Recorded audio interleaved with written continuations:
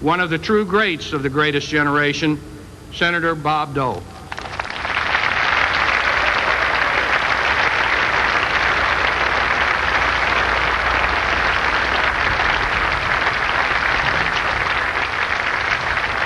Thank you.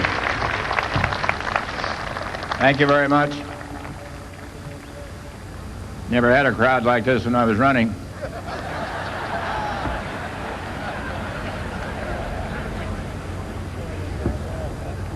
Well, it's a real honor and privilege to be here. And I won't even begin to start where you say thank you, because where do you stop? But Fred Smith, who so kindly introduced me, was my mainstay and opened a lot of doors, along with General Hurling and Jim Aylward and others that are commissioned. And P.X. Kelly has done a splendid job and has a great staff. And when our fundraising was sort of ebbing, President Clinton, if you recall, he took us down to the White House and brought in some potential contributors and gave us a little spark. I want to thank both President Clinton and President Bush, 41, for their generous contributions to the World War II Memorial.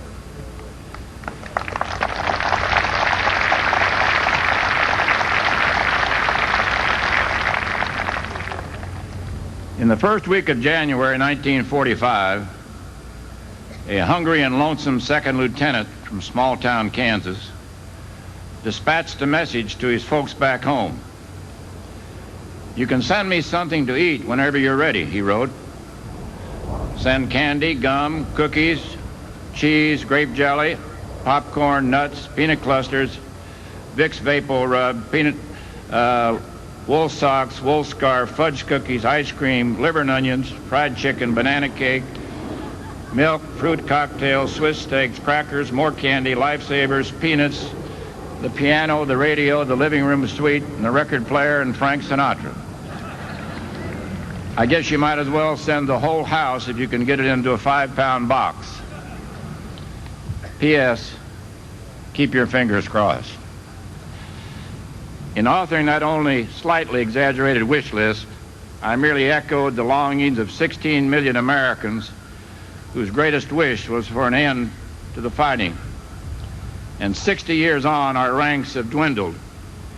For the thousands assembled here on the Mall, and the millions more watching all across America in living rooms and hospitals and wherever it may be, and overseas, our men and women overseas, and our friends in Great Britain and our allies all around the world, our final reunion cannot long be delayed. Yet if we gather in the twilight, it is brightened by the knowledge that we have kept faith with our comrades from a distant youth, sustained by over 600,000 individual contributions. 600,000. We have raised this memorial to commemorate the service and sacrifice of an entire generation. What we dedicate today is not a memorial to war, rather is a tribute to the physical and moral courage that makes heroes out of farm and city boys, that inspires Americans in every generation to lay down their lives for people they will never meet, for ideals that make life itself worth living. This is also a memorial to the American people, who in the crucible of war forged a unity that became our ultimate weapon. Just as we pulled together in the course of a common threat 60 years ago, so today's Americans united to build this memorial. Small children held their grandfather's hand while dropping pennies in a collection box. Entire families contributed in memory of loved ones who could win every battle except the battle against time. I think of my brother Kenny and my brothers-in-law Larry Nelson and Alan Steele, just three among the millions of ghosts in navy blue and olive drab who we honor with this memorial. And of course, not every warrior wore a uniform. As it happens, today is the 101st birthday of Bob Hope, the GI's favorite entertainer, who did more to boost our morale than anyone next to Betty Grable.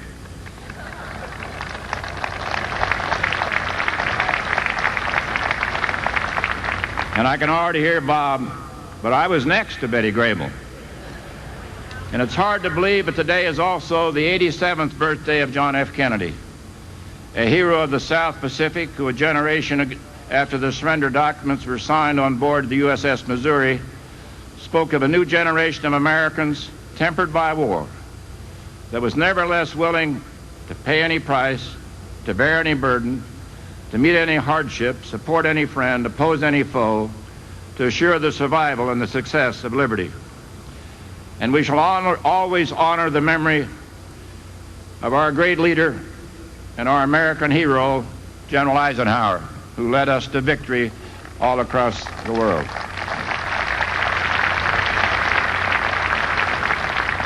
As we meet here today, young Americans are risking their lives in liberty's defense. They are the latest link in a chain of sacrifice older than America itself. After all, if we meet the test of our times, it was because we drew inspiration from those who had gone before, including the giants of history who are enshrined on this mall. From Washington, who fathered America with his sword and ennobled it with his character. From Jefferson, whose pen gave eloquent voice to our noblest aspirations. From Lincoln, who preserved the Union and struck the chains from our countrymen. And from Franklin Roosevelt, who presided over a global coalition to rescue humanity from those who had put the soul itself in bondage. Each of these presidents was a soldier of freedom. In the defining event of the 20th century, their cause became our cause.